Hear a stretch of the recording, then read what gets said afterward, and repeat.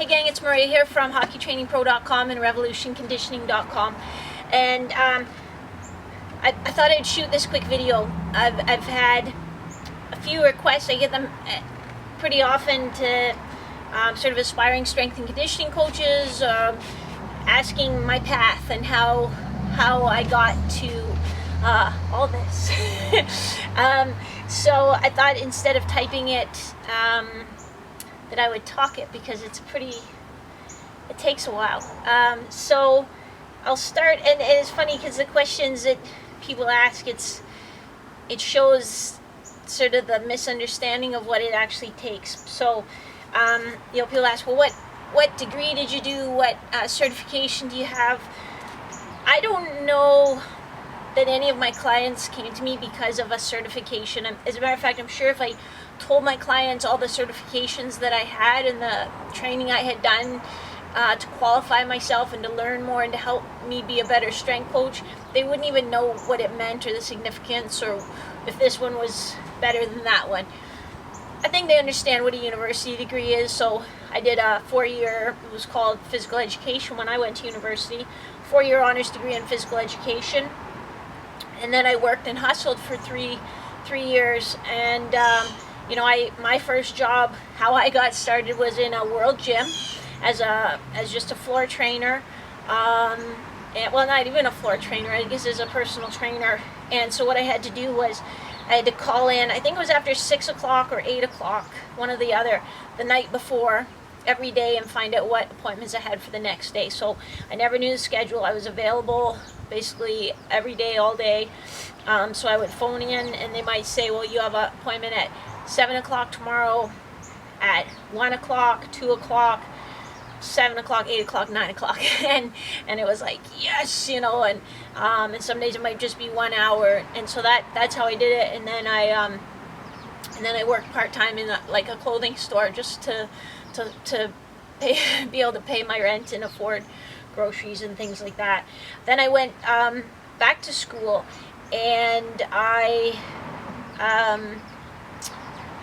actually in there too. Then I got a job as a kinesiologist, working for a company that did claims management for insurance files. So trying to help people get back to work after motor vehicle accidents or work injuries through the insurance industry, which was another really eye-opening experience, and really taught me how to work with a lot of different types of people and try to help motivate different types of people. It was a good experience, but a different world. So then I finally, I didn't want to just work with people that had long, it was chronic pain, chronic injuries by the time that our company got hired. So really just trying to motivate people to just do their stretches or things like that, and I wanted to do a little bit more in depth. So I actually went to one of the big fitness chains in Canada with this idea that I wanted to be there wasn't even really personal training at the time, but it was like, hey, I'd like to create special programs, specific programs for people's specific goals. So if somebody wants to be a better golfer, I want to create a program that will help them golf. And if they want to be a better tennis player, what a novel idea, right? And I'll never forget it. To this day, the manager who was interviewing me for the job, was the nicest person, and she smiled, and she said, Maria, that's great. That's a great idea and everything, but our business is selling memberships. And so right then and there, I left that interview knowing I would never work for a fitness club again. And I went back and I did a master's degree because I wanted to know more about how the human body worked. And so I did that master's degree in studying kinesiology in the area of sport medicine was my area of specialization. And toward the end of that, I volunteered as a kinesiologist or exercise specialist in the physiotherapy department. The fellow that had the job, he was leaving to take another job, and so I went in that summer and I volunteered for free for 1 or 2 months to be in there and learn the job. And then when the job was posted, I applied for it, but I still had to interview, and they still posted everywhere. I was just given that job, and so thankfully I got it because working in that physio clinic, helping athletes get back really cemented sort of my approach to this day, which is that inside out approach. So I started that, and then probably after about a year there, I started my own personal training business just because of demand. People who'd been in the clinic and seen what I do or I've worked with, and they wanted to keep going. So I would work at the clinic. We'd have rounds like 3 days a week, 2 to 3 days a week from 6 to 7 that I would go to, because it would be where they'd talk about research, like the doctors and the physios, everybody talk about research or talk about specific cases, and it was really fascinating. And then I'd work in the clinic from 7 until 4, and then I would go and work with private clients until 8 or 9 o'clock at night. And at the time too, my grandmother, my yaya, she was Greek. She was in a nursing home, and so my goal is to visit her every day. So I often go in, and it would be all dark, and visit her just before I went home to bed. So it was a bit of a grind, but it was awesome. It was an awesome time. And around that time, then some of the varsity teams at the university where the sport medicine clinic was. The clinic was called the Fowler Kennedy Sport Medicine Clinic at the University of Western Ontario. They just call it Western University now, but some of the varsity teams, again, I'd worked with their players who'd been injured and such, and so they started hiring me to be their strength coach. And I think the first team I ever worked with paid me $500 for the entire year. And so I would design training programs for the whole team. I would meet them in the weight room at 6 o'clock in the morning to do weights 2 times a week. It was it was a good job, and I was like, oh my God, they paid me $500. Like, this is awesome. So I started with women's volleyball, and I did women's volleyball, men's volleyball, men's and women's hockey, men's and women's basketball, and the track and field team. And then I worked with some individual players on the football team and things like that. So that again, like, that's sort of where I started working with athletes. Then I guess at our clinic we had professional athletes come in, and that's when I met Jeff Hackett for the first time, when he was a goaltender for Montreal Canadiens. And he had a shoulder surgery, and so there were a lot of things we couldn't do with his upper body, so we kind of worked on his movement and his mobility and some of his stability and what we could, and he actually was feeling much better. So I remember just working with him one day, and he said, well, what kind of stuff would you design for me if you were designing an off-season program? And so I just kind of talked him through it off the top of my head, and it was like nothing he'd ever done before, and because it was specific to his needs and looking at what he needed. So he hired me.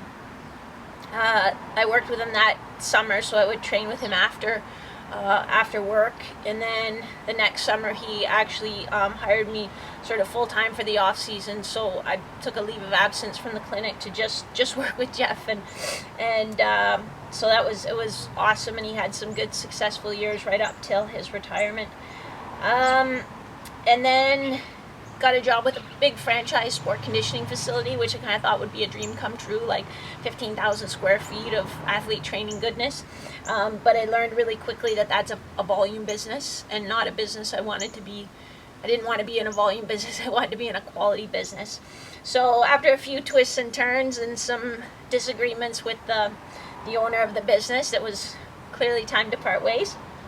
And so I started Revolution Sport Conditioning, literally out of the trunk of my car.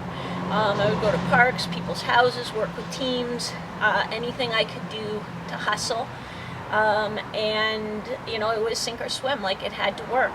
And then it built up, and I started with a 500 square foot facility, and then took over the rest of it. So now I have a 1,500 square foot facility, not big at all, but so that sort of was the path, and I've done some certifications, PRI and FMS way back when it was just brand new, like the Anatomy Trains courses, all that stuff. But that's to help me. That's not to show clients. That's to help me understand and do a better job. I think our clients, or my clients, what they get out of it and what they see is the passion I have for helping them achieve their goals safely and effectively, how much I care about them, not only as athletes, but as people. My value is always in the person, not their accomplishments. And that's, even have 15-year-old, boys be like, Murray, what makes you different is how much you care. So, don't forget that. It is true. Nobody cares how much you know until they know how much you care. I get asked a lot by female strength coaches or aspiring female strength coaches, isn't it hard being a female, and how did you get around that? You can't really get around it, but really I haven't had much trouble with it at all.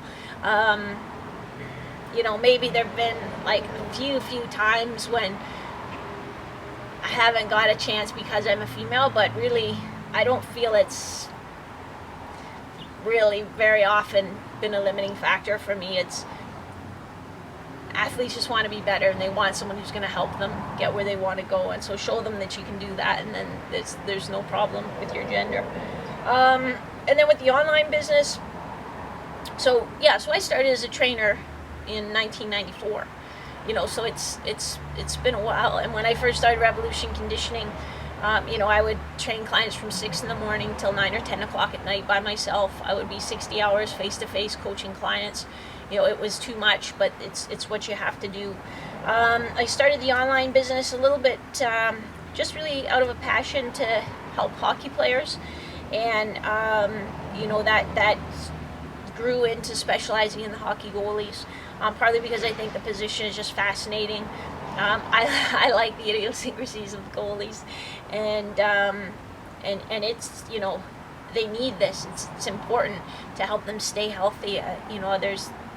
I worry about the long-term implications of being a goaltender, especially on the generation coming up now that's used butterfly technique and reverse VH and all those things. So, but even that online business, like, that's another full-time business. It's not something I dabble on. It's something that I also have to do at a full-time level in addition to running the gym. So it's a grind. I don't jump out of bed every morning like, woohoo! But I'm passionate about what I do, and I love helping people, and it has its ups and downs. But if you have to do it because you have a passion for helping athletes be the best that they can be, whatever that takes. Like, you're gonna miss Christmas and Thanksgiving and weekends at the cottage, and it's just the price you'll have to pay. It's not. I'm 23 years in or so now, and it's I can cut back a little bit on face-to-face training, but I still, there's still athletes that just, like, I gotta be there, and so it never kind of gets easy. For me anyway, it's not the kind of thing, it's just set it and forget it, and other people run it, and you just sort of show up and spread joy. It's a hands-on job that's 60 plus hours a week. So and don't expect to make money for the first 10 years. That's a bonus if you do, but that's it. That's my path. And I'm sure other people took different paths and maybe can just show up and spread joy and make lots of money, and that's okay too. But this was my path, and how I got here, and it's a pretty good life.